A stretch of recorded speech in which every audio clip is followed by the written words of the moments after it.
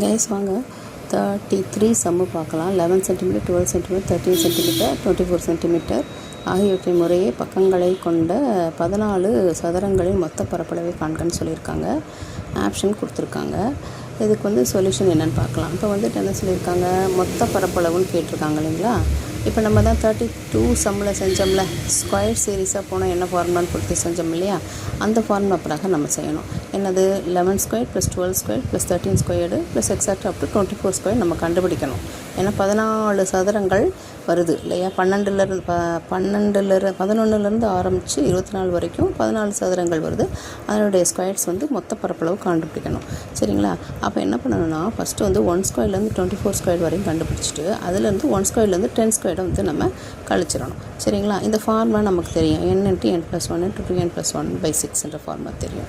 இந்த ஃபார்முலாவில் ஃபஸ்ட்டு இந்த சீரீஸுக்கு என்னன்றது என்னது, n = 24. அந்த எண்ணை வந்து இங்கே போடுறீங்க.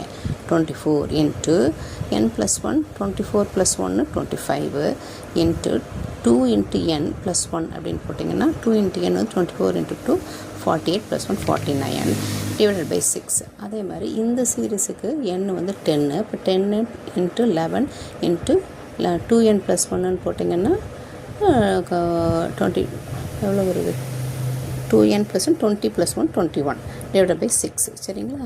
இப்போ அடிங்க அதில் 1666 4 6 are 24.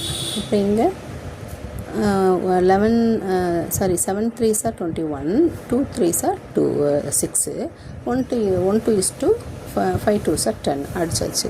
அடித்த பிறகு 4 × 25 × 49 minus 5 × 11 × 7 போடுறீங்க. போட்டு மல்டிப்ளை பண்ணணும். மல்டிப்ளை பண்ணி போட்டோம்னா 490 வருது. இங்கே 385 வருது. ரெண்டையும் கழிச்சோம்னா 45 15 வருது. அதாவது இப்போ இதை கழிச்சு நீங்கள் மல்டிப்ளை பண்ணுறது நீங்கள் மல்டிப்ளை பண்ணிக்குவீங்கள்ல. ஏன்னு கேட்டிங்கன்னா நமக்கு ஷார்ட்ஸ் சீக்கிரம் முடிஞ்சிருது. அதனால தான் 45 15 ஆப்ஷன் பி தான் ஆன்சர். கரெக்டு. சரிங்களா. ஆப்ஷன் பி தான் ஆன்சர். ஓகேங்களா. Thank you guides. லைக் பண்ணுங்கள், ஷேர் பண்ணுங்கள். ஏதாவதுனாலும் கமெண்ட் செக்ஷனில் கமெண்ட் பண்ணுங்கள். சார் ஒருத்தர் எனக்கு வந்து கமெண்ட் பண்ணியிருந்தார், மேடம் நீங்கள் ஒன்று தப்பாக சொல்லியிருக்கீங்க அப்படின்னு சொல்லிட்டு. அவருக்கு ரொம்ப தேங்க்ஸ் சொல்லணும்.